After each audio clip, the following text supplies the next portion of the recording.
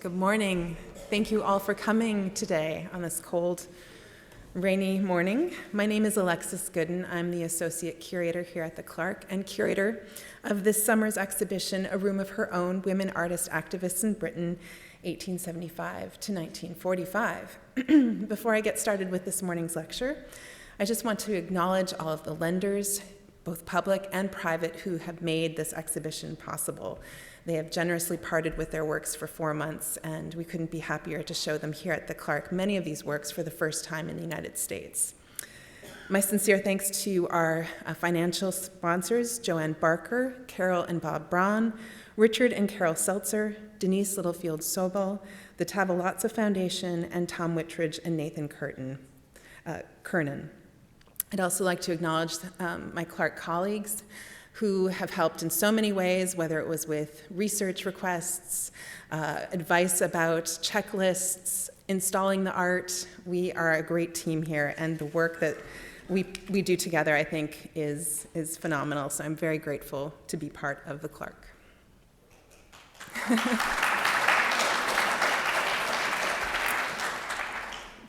So I've been working on this exhibition for 2.5 years.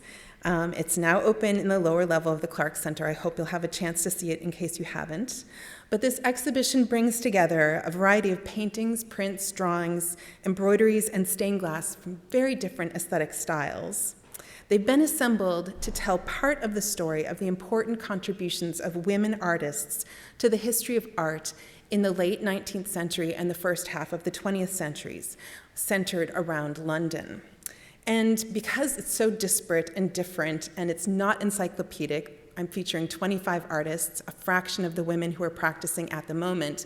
I've used Virginia Woolf as a framing device, specifically her essay, A Room of One's Own.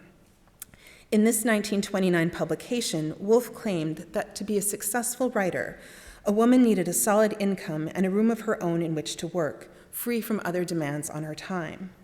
Woolf wrote, "Intellectual freedom depends upon material things. Poetry depends on intellectual freedom. And women have always been poor, not for 200 years merely, but from the beginning of time. That is why I have laid so much stress on money and a room of one's own."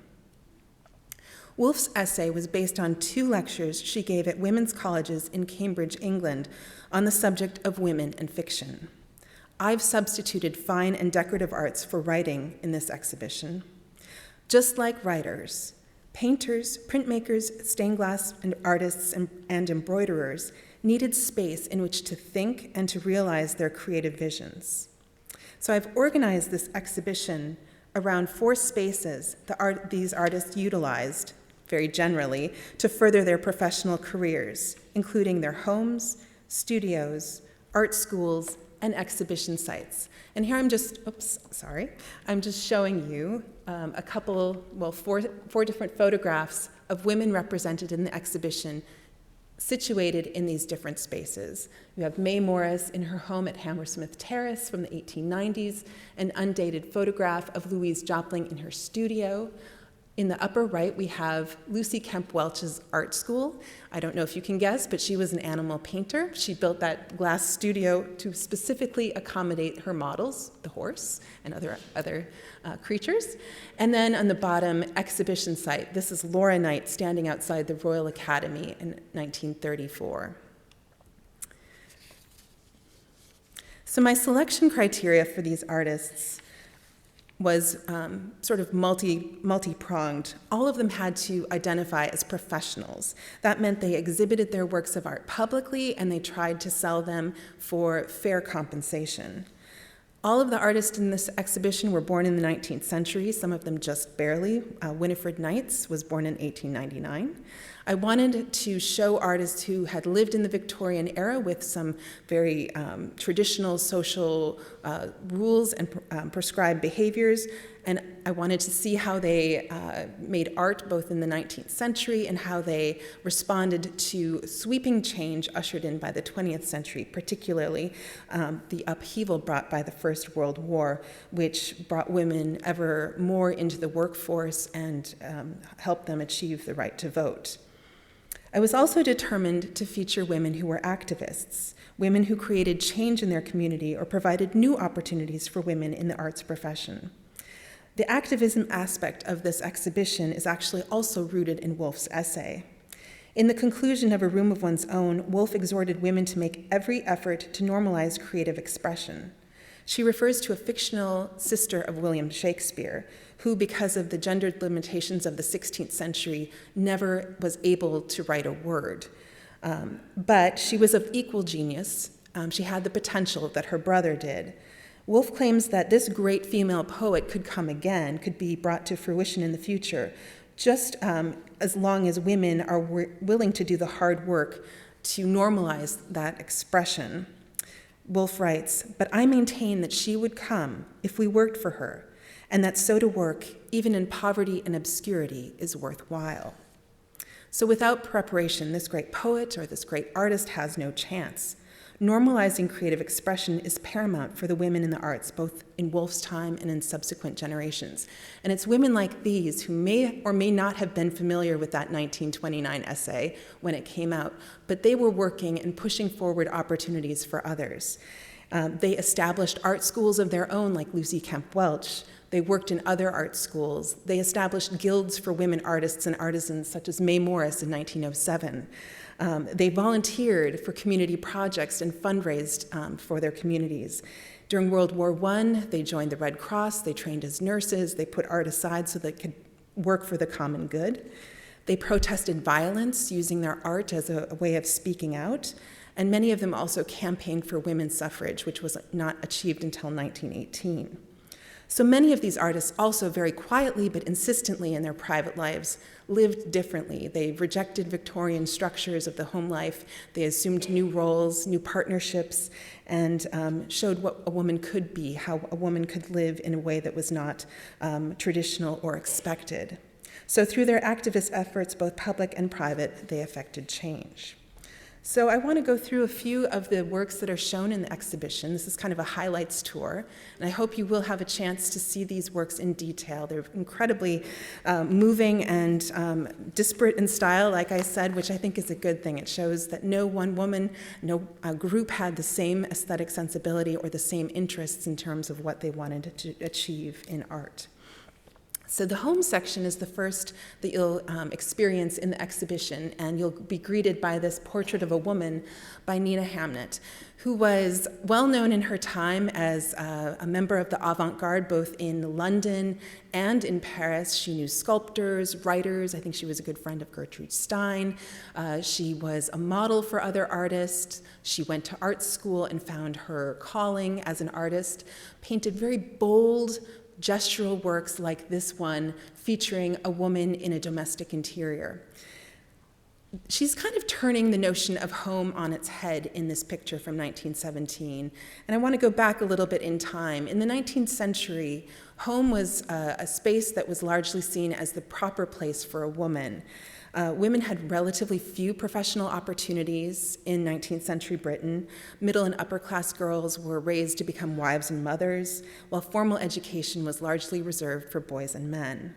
Women were tasked with being the keepers of a safe moral sphere that was separate from the chaotic public world beyond the front door. Critics like John Ruskin wrote about this. The poet Coventry Patmore, his poem Angel in the House, celebrates this domestic ideal of femininity. Virginia Woolf, again, who we've already heard from, she was actually the younger sister of an artist featured in this exhibition, Vanessa Bell, and I showed her the portrait and the book cover in the previous slide. She felt this disparity of opportunity very keenly and wrote about it in a later essay called The Three Guineas. She summarized, "It was with a view to marriage that her mind was taught, that she sketched innocent domestic scenes but was not allowed to study the nude, read this book but was not allowed to read that. It was with a view toward marriage that her body was educated, a maid provided her, that the streets were shut to her, that the fields were shut to her, that solitude was denied her." So this was something that many people struggled with, and the artists in this exhibition, I think, turned this limitation, this sort of sense of home as a confining space, into one of possibility, both through choosing subjects within the home and rendering them in bold, original ways, and also making the home a site of artistic production. So in this work, again, we have this monumental figure, boldly realized, reading a book, enjoying a moment of contemplation, perhaps in a library or in a room, a study, part of the domestic scene. Perhaps she's about to enjoy a glass of wine, there's a bottle of ink on the table, maybe she's going to write her reflections. But home is a space not for working for others or having other duties, but one of respite, of relaxation, of contemplation. Home as a place of work was certainly something that resonated with Mae Morris. Mae Morris was the daughter of the designer William Morris, and from her mother, Jane Burden Morris, she learned the craft of embroidery. Throughout her entire career, Mae Morris tried to elevate embroidery to the status of fine art, and she did that through designing panels and embroidering panels that were sold to collectors. She was a teacher. She taught both in Birmingham and in London in several different schools, imparting her knowledge of embroidery. She wrote a book on the decorative needlework, which we have on view in our exhibition. And she accomplished the design and the embroidery of this amazing piece, Maids of Honor panel, which is on view in the show. It's hard to appreciate the beauty of this piece on a screen. The silk threads are embroidered on a very fine net support, which allows you to see through to the back of the backing board. So if any of you have ever done embroidery, cross-stitch, anything like that, and have had sort of a back that looks a little bit messy, but it's concealed by that opaque fabric, Mae could not make any mistakes in this. It's completely contained and beautifully stitched and in fabulous condition today.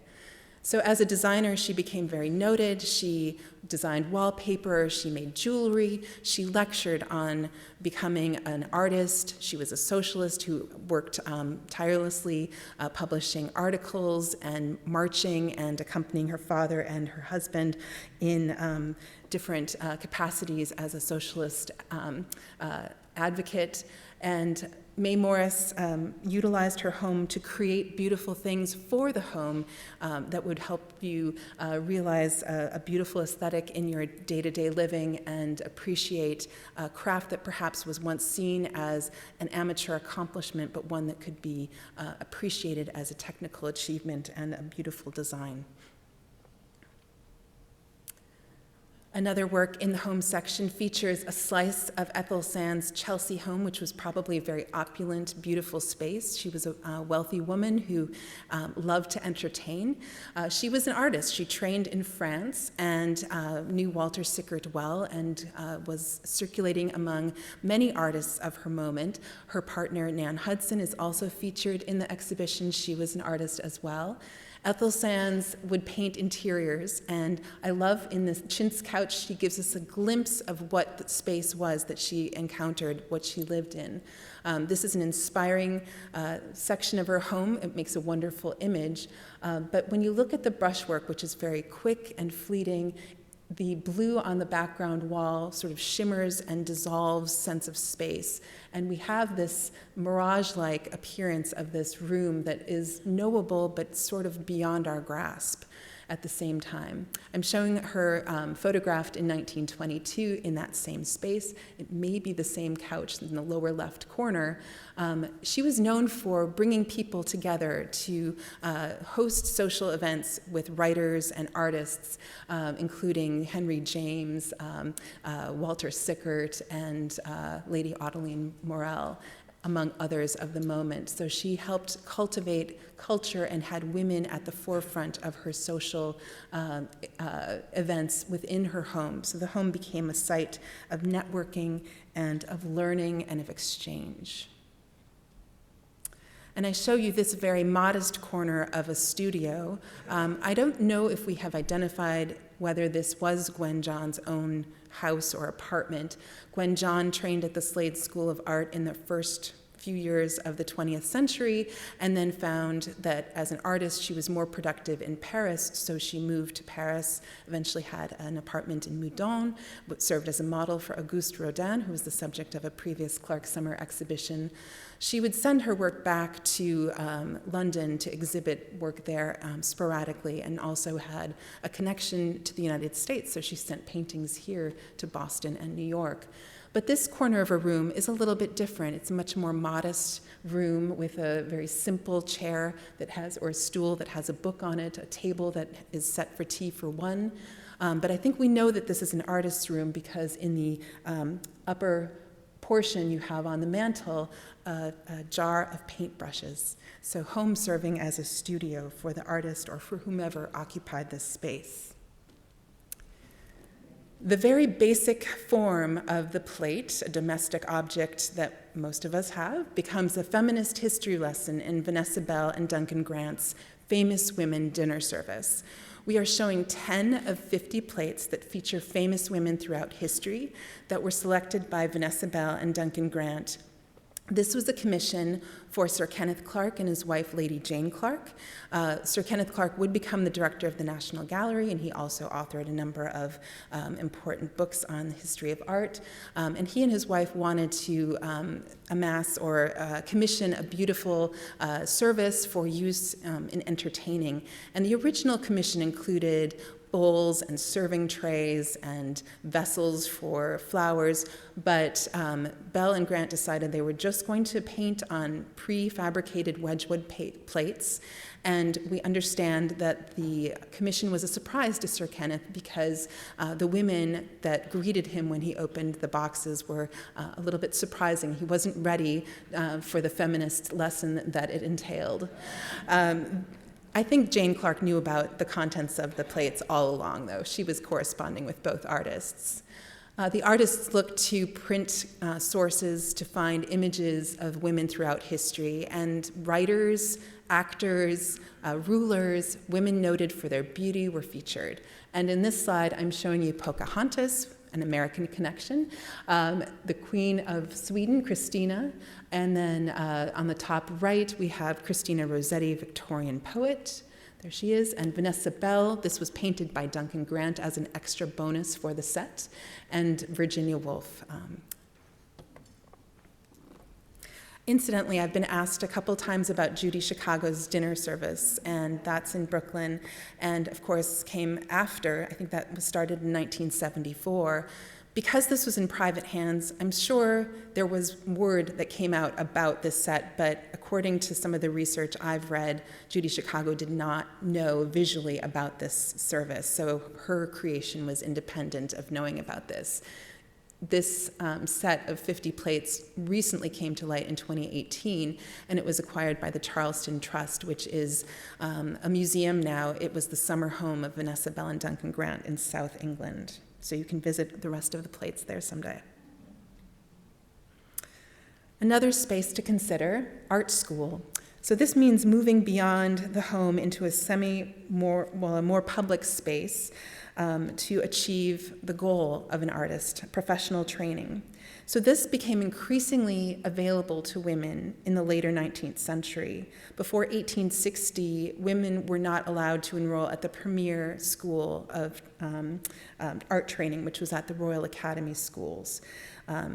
There were private ateliers, smaller studios that were run by individual artists that would take women students, but it was very hard to secure a place in some of the more revered and established art schools that were wonderful for all the things that we like school for today: great instruction, networking, exhibition possibilities, name recognition. In 1871, things changed a little bit with the opening of the Slade School of Fine Arts, which is still in existence, just like the Royal Academy schools. I'm showing you an illustration from a newspaper from 1881. The Slade School, from the very beginning, again, 1871, admitted both women and men. And I understand that they constructed separate buildings, separate rooms for study for women and men. One of the big stumbling blocks for women in studying in art school was the nude figure, which was so vital to understand how the body fit together.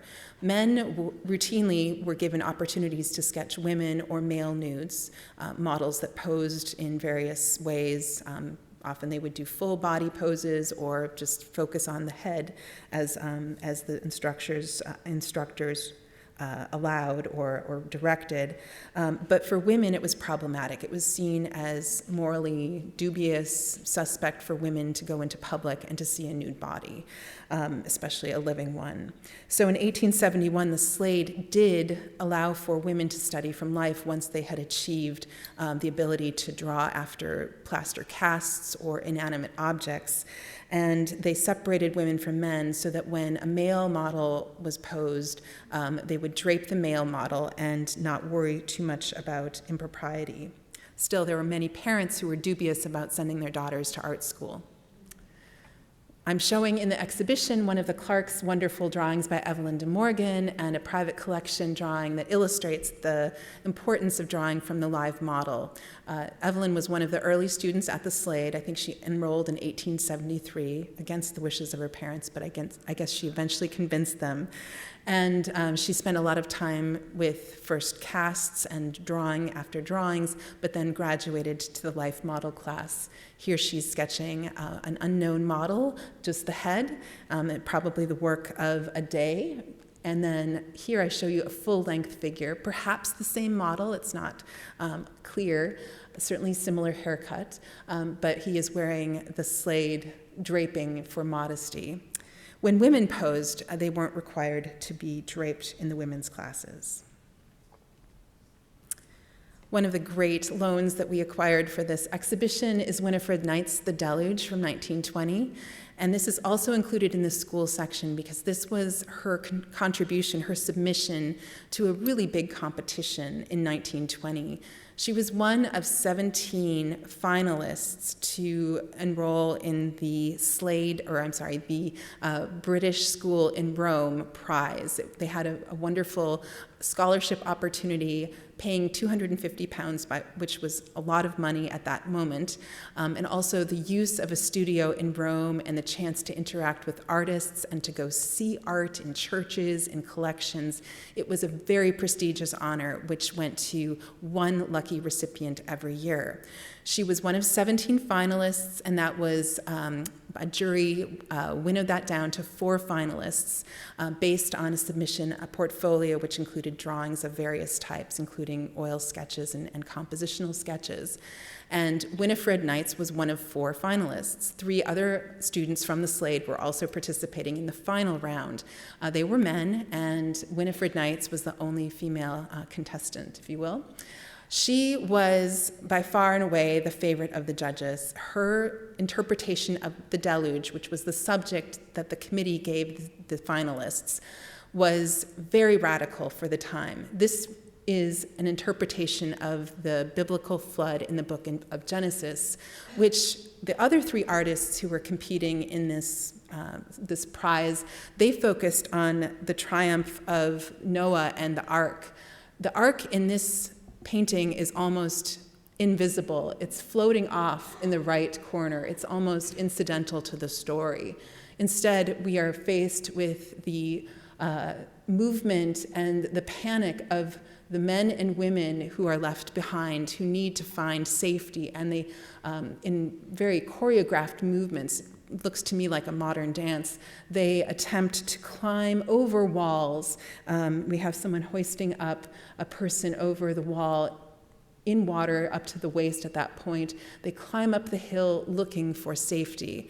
But according to the text, no one finds that except for those who are on that windowless barge that floats on in the distance. This was absolutely influenced by the events of World War I. Many people that Winifred Knights knew had died, including her infant brother, who the mother holds. This is a portrait of Winifred Knights' mother. This is a portrait of Knights herself. But it was a very moving tribute to the chaos, loss, destruction that the country had just witnessed. And the judges were blown away. And she won the prize. She was the first woman to receive the prize to study at the British School at Rome. Interestingly, in some of the reading I've done on this, I learned that John Singer Sargent, who will probably be familiar to most of our visitors to the main galleries, he was on the committee, and he was insistent that Knights win the prize. So I think that's kind of wonderful. She's featured in the photo sitting in her Rome studio. We're still in art school. Another artist is Sylvia Goss, who taught printmaking at the Rawlinson House School, which was started by Walter Sickert. He was a well-known painter and printmaker of the early 20th century.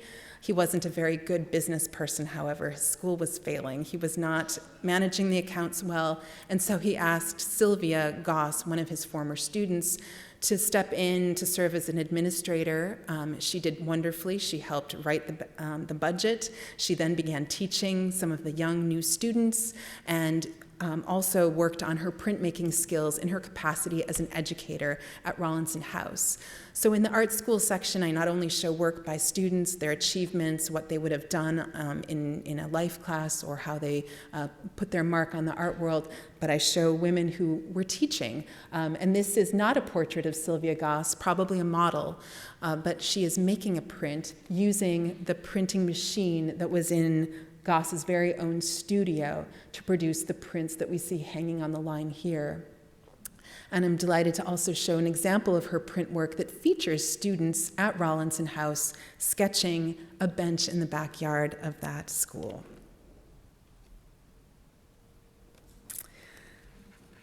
You can go next to the studio room of the galleries. The studio is another space I identified as being very critical for women artists to create, to think, to network, and sometimes also to exhibit their production as they wanted. Ideally, professional artists would have a dedicated space in which to think and to create. A studio might be in one's home, a separate building on one's property, or in a rented space in a building constructed for artists. I'm showing you several studio views associated with Anna Alma-Tadema, who's one of my favorite artists in the exhibition, including the Clark's very own watercolor, which we acquired in 2020. This image is a view of a studio on the grounds of the family's house on Grove End Road in St. John's Wood, which the family acquired in the mid-1880s. They needed a little time to renovate the house in a very deluxe way, and so for an interim period, Sir Lawrence Alma-Tadema used an exterior outbuilding as his studio space, and that's what we see in the garden studio. And you can see beyond the door, there is a garden, and that's why we give it the name it has. It's an incredible tour de force of watercolor work. I invite you to go look at it many times and look closely. You can see things like details of the grates that are in this wall here. The tapestries, these are Flemish 17th century tapestries that have been converted into cushion covers, and even the veins on these leaves on these plants, just incredible observation and rendering in the watercolor medium. But I do think what's interesting about this is that, yes, she's giving us a pretty broad view of the studio, but the creative space is concealed behind this swinging door. This is an image of one of her father's paintings of her stepmother, and you can see a screen of some kind here, but you don't see the artist's workspace, and she's been confined or put in a corner. She doesn't have her own place in which to work. Of course, it's wonderful to be able to set up in the home and to find an inspiring view and paint that. But Anna really needed a room of her own in which to create art. And we see that in this self-portrait in the middle. This room in which she is standing or sitting, clutching a fist, her fist has a paintbrush in it. This is actually her studio that was constructed for her by her parents when they moved into their renovated house. And I found this photograph in a sale catalog from 1920 or so, but I think you'll recognize the round window is the same that you see in the self-portrait in oil. It's really striking, too, because when Anna Alma-Tadema had her own studio, her production changed from doing beautiful watercolor interiors of her family's home. This is not the only example of that work. There are 4 or 5 others from different homes, and she also did commissions for other friends.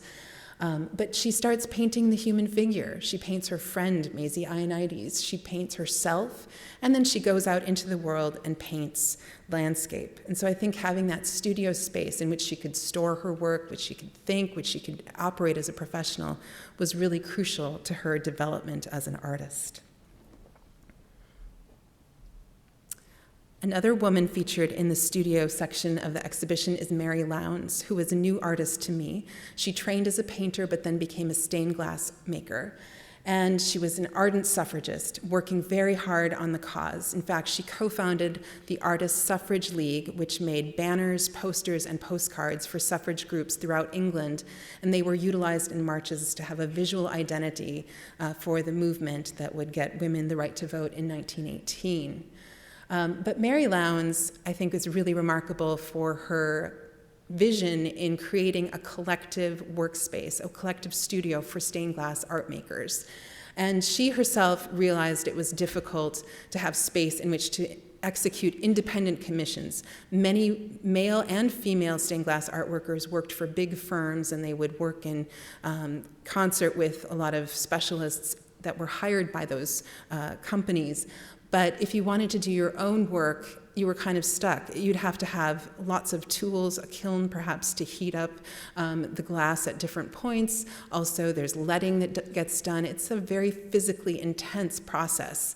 And so Mary Lowndes fundraised to create a cooperative studio, which eventually found its manifestation in Fulham, West London at the Glass House, which was opened in 1907.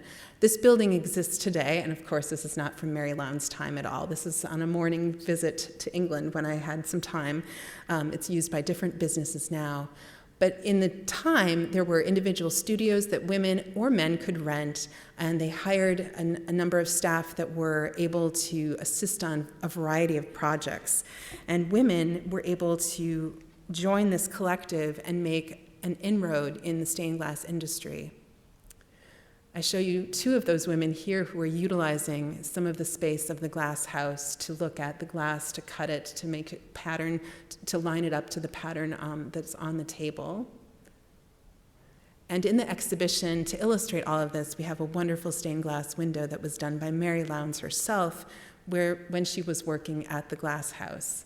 This subject, the finding of the Savior in the temple, was after a pre-Raphaelite artist's version of the theme, William Holman Hunt's painting of that title.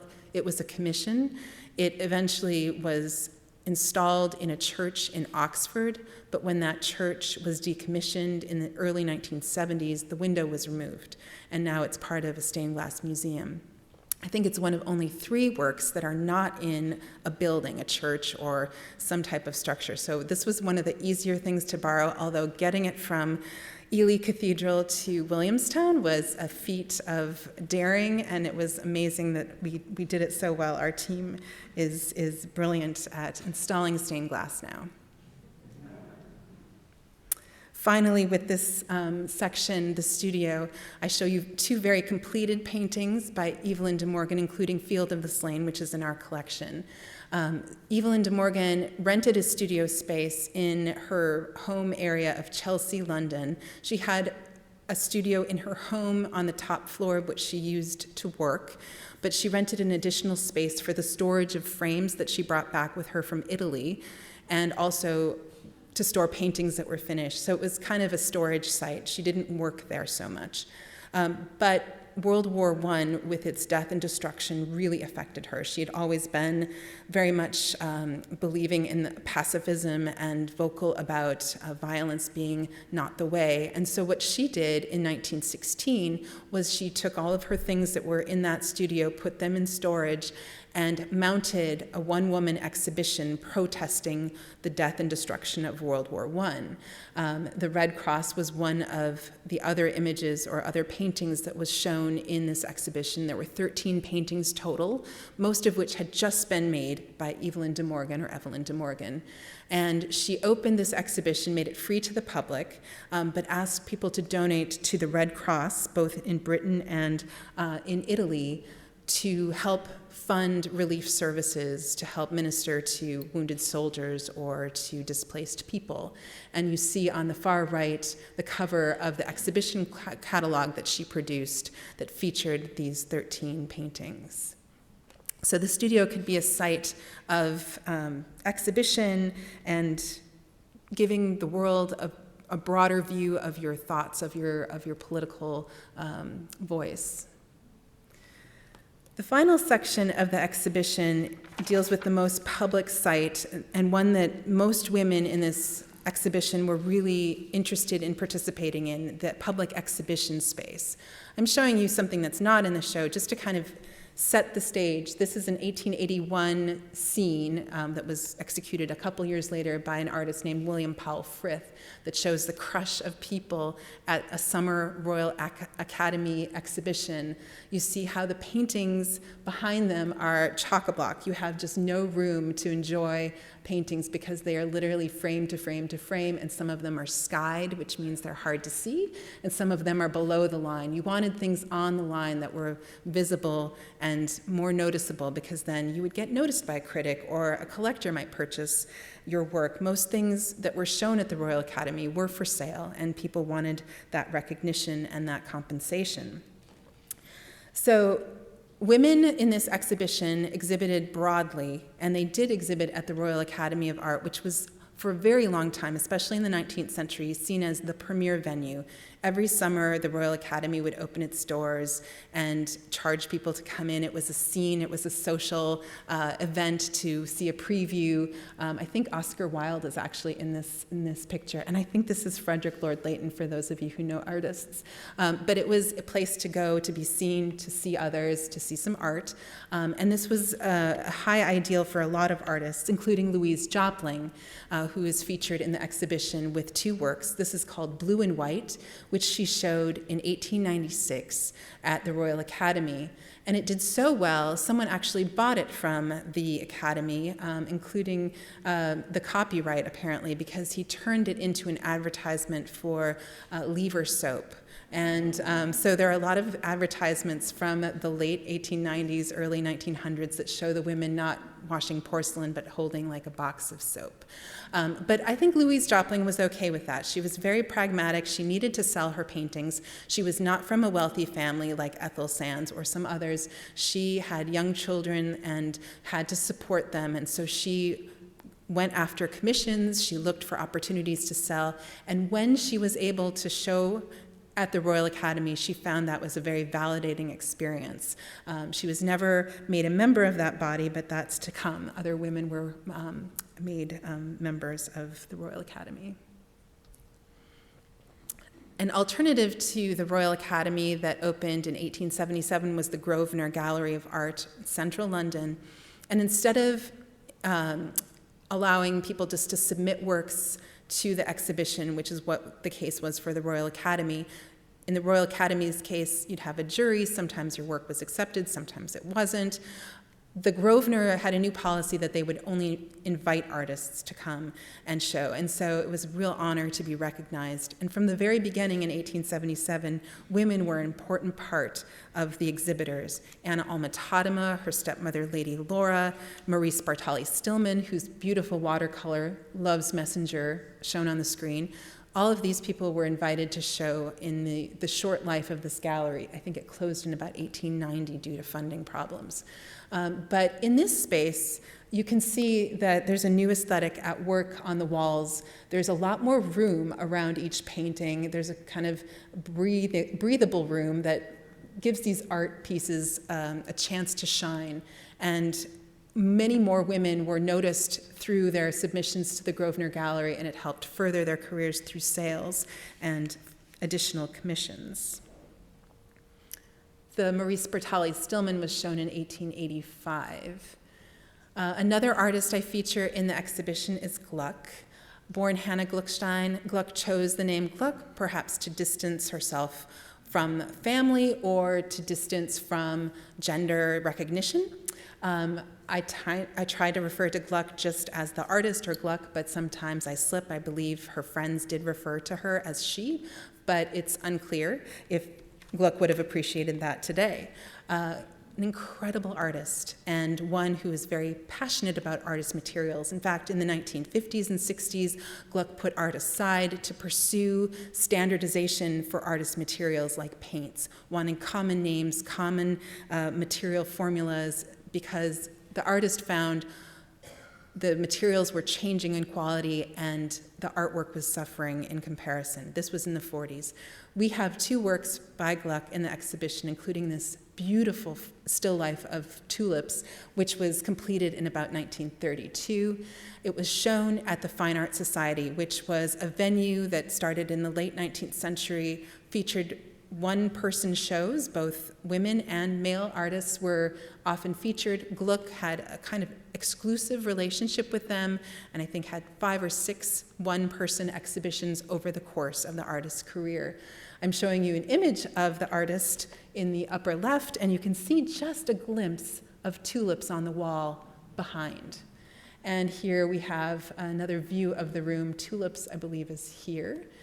Really exciting to be featured in a one-person exhibition. Critics could get a good sense of the range of your work. It could be a retrospective showing work from early in your career, mid-career, late career. It could be recent paintings. In the case of this, it was recent works. But this, again, a commercial gallery like the Fine Art Society would give people a chance to purchase art and to see what was new in art trends, and women were very prominent. In this exhibition, I know of Helen Allingham, Anna Airy, Gluck, and I believe there are a few others who were invited by the gallery owners to show collections of their works. Annie Swinnerton is featured in 2 works in the last section of the exhibition. She showed this work at the New Gallery in 1892 and then sent it to Chicago in 1893 for the World's Fair, where it created kind of a stir. And you wonder why. This is actually a really powerful example of what a woman can do if she's given the opportunity to study the nude model in art school. When Annie Swinnerton, who was born in Manchester in North England, was in art school, there was no opportunity for her in the 50s or so, late 50s, to study from the nude. And she felt this disparity of opportunity very keenly, and with other artists, she formed a women's art guild, and they pooled their finances to hire models to pose for them in smaller groups outside of an official school. And that gave these artists the chance to understand the human body. It was a precursor to history paintings, to compositions, biblical subjects, portraits. This was a very important stepping stone for an emerging artist. And I think Annie Swinnerton got it right. She painted this very bold nude and submitted it not only to the London exhibition, but to Chicago. And then it circulated actually in England and was shown also in France during her lifetime. And people remarked on the lifelike quality of the figure that emerges from this incredible blue, mysterious background. So for a woman to paint a nude and to submit it to a public exhibition, it was very radical. This wasn't done.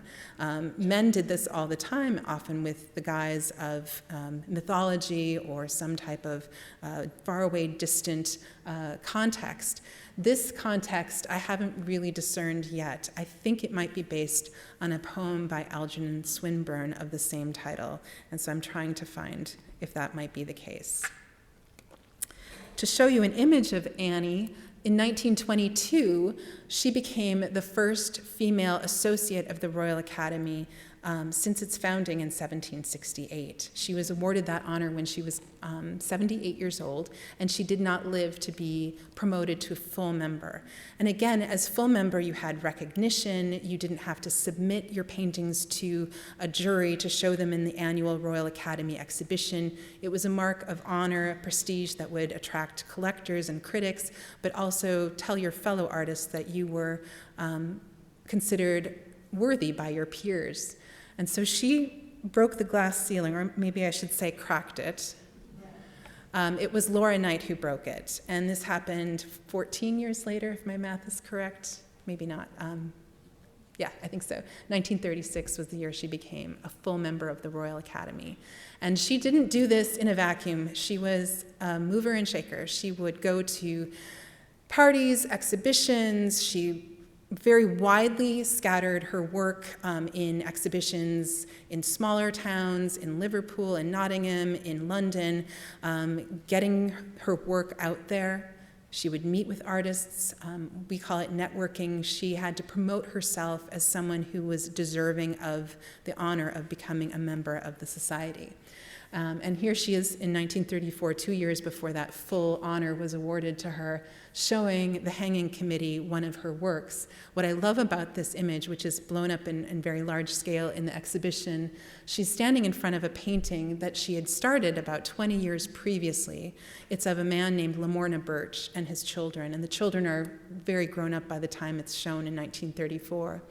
But that very year, Lamorna Birch became a full member of the Royal Academy. So I think she turned back to it and finished it as a way of saying, look, he was made a full member. I can paint this guy really well. Look at my credentials. Why not me? And 2 years later, she would become that member. I will say, though, it wasn't until 1965 that she was invited to the annual dinner. So there still was disparity. I'm showing you one of her paintings in the exhibition, Balloon Sight Coventry, which was a commission by the government, by one of the different war societies, groups to document work on the home front during the Second World War.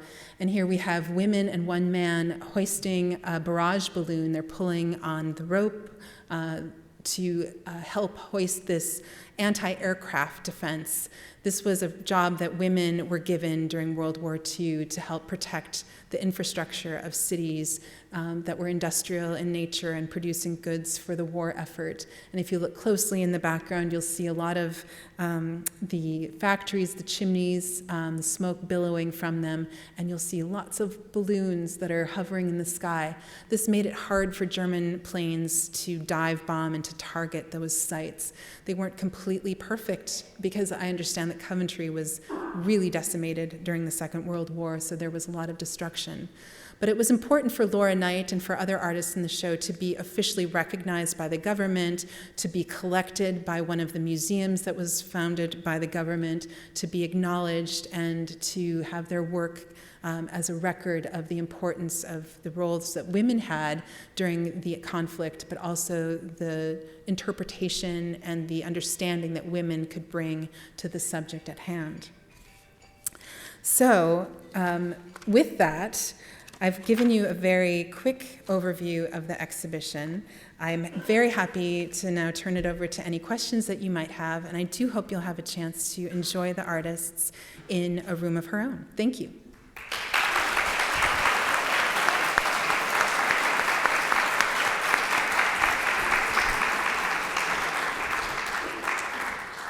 Thank you so much, Alexis. Getting back to the Royal Academy, so we heard about Annie Swinnerton was elected as an associate, and Laura Knight was elected as a full member. When were women students admitted to the Royal Academy? So that was not until 1860, and it was actually a mistake. It's kind of funny, but a woman named Laura Hereford submitted a portfolio for the application and just used initials. And the committee recommended admission, and they didn't realize that the submission was by a woman, but they couldn't go back on it at that point. So in 1860, she became, I think, the only woman studying at the schools, and eventually more women were given that opportunity. It was very hard to get a place there, and many art schools were founded with the sole intention of sort of preparing you to submit a portfolio to the Royal Academy to get instruction, because instruction was by some of the great artists of the day. You had a lot of critiques from well-known artists like John Singer Sargent and so forth. You'd also have free tuition, which was a bonus for 3 years at least, and sometimes the terms were extended depending on what you were pursuing. So I don't have the exact number, but I do know that it wasn't until 1890 that the Royal Academy offered life classes to women.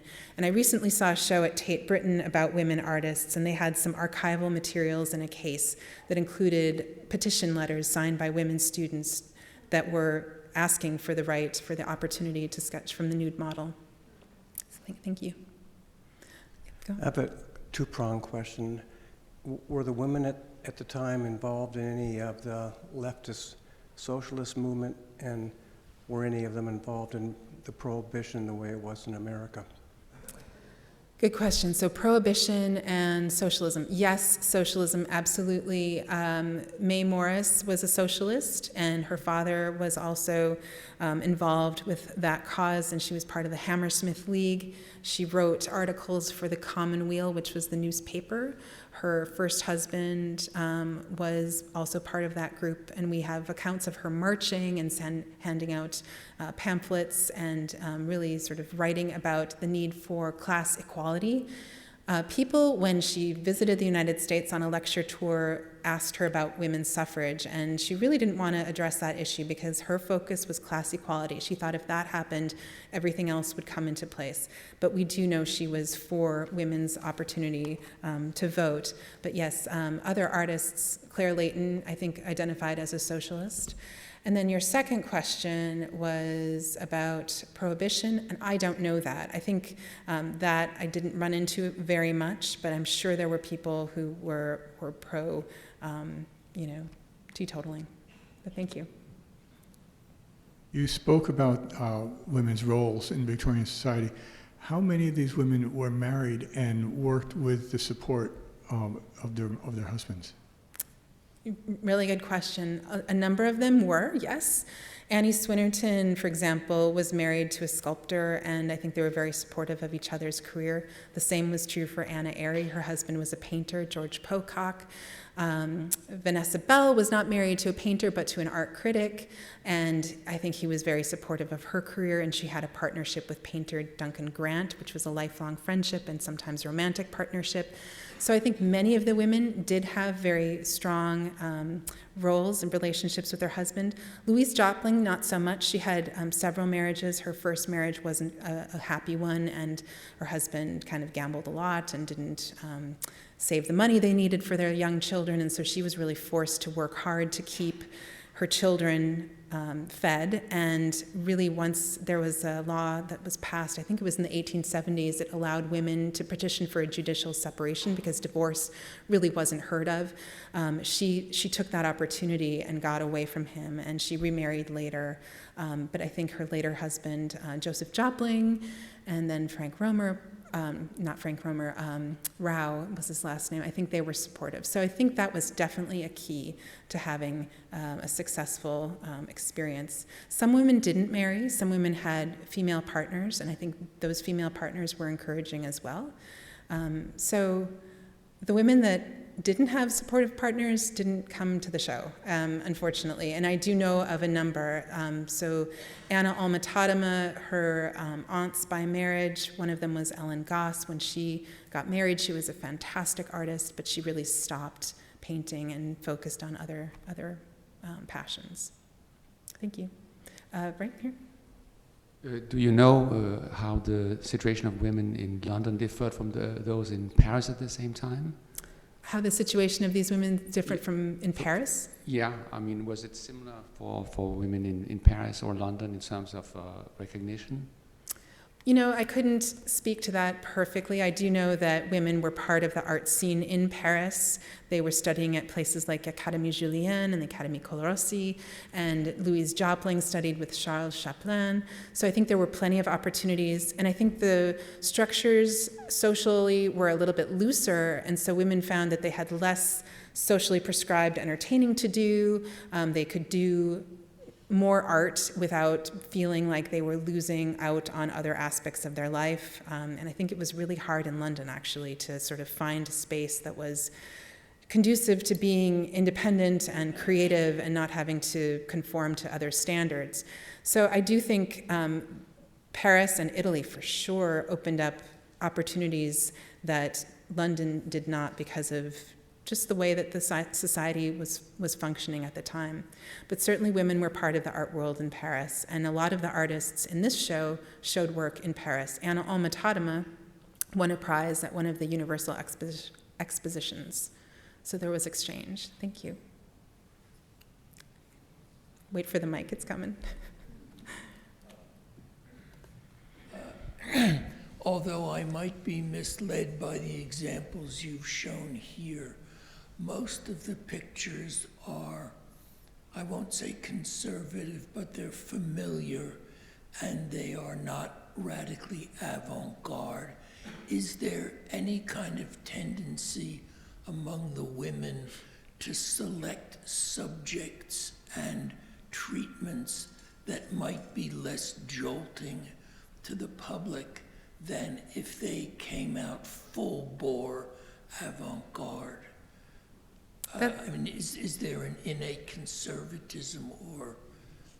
You know, I think it's all dependent on the artist. I would say Louise Jopling perhaps was of a more conservative nature in terms of the subjects and her rendering of images, and she was really looking to establish herself in traditional venues like the Royal Academy. She thought that was where the money was and where recognition for her would go.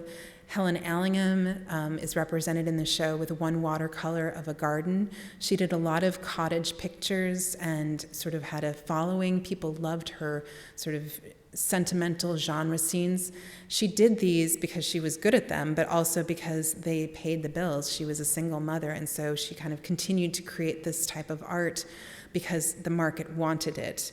I would say Vanessa Bell worked in abstraction and worked beyond what was expected of a woman of the time. She actually painted abstract paintings and was at the forefront of this. And I also found women who were painting in the Vorticist movement and sort of going beyond narrative, traditional paintings.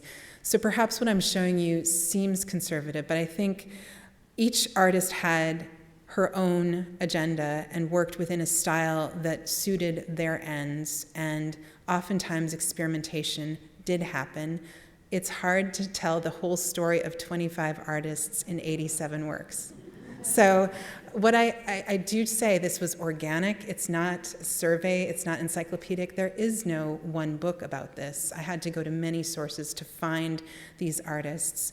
And I think if you look at some of the works like The Deluge, like the self-portrait of Vanessa Bell, you know, and even the Mater Triumphalis, you'll see artists who are pushing the boundaries of what was being done at that time.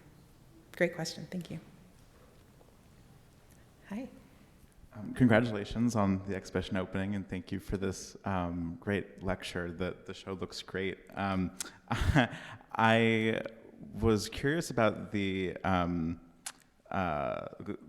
Gluck exhibition at the Fine Arts Society. The frames are so particular. I'm wondering if that was Gluck's decision, or if all of the shows at the Fine Arts Society had these, you know, three-tiered frames, or if you found anything about the frames in your research. Absolutely, yes. These were Gluck's design, and Gluck patented them. There's a wonderful entry on the Frame blog about this, including a link to the patent. Gluck designed these to essentially blend into any architectural setting and suggested that they could be painted, they could be stained, they could even be wallpapered to match the interior of the room. And so in this display, which I think Gluck had a lot of creative control over how things were shown at the Fine Arts Society, that's why the relationship worked. I think Gluck had a very strong personality and a sense of what that artist wanted. But Gluck actually added architectural details. It's hard to see in this photograph, but these are stepped vertical structures. But yeah, you see all of these really wonderful frames that today are really exciting, and we have 2 works that have the original frames on them. So yes, it was part of a piece. The artist was thinking about the collective visual experience and patented that frame so that it would be part of the artist's legacy. Thank you. I think that's great. Thank you so much for coming today.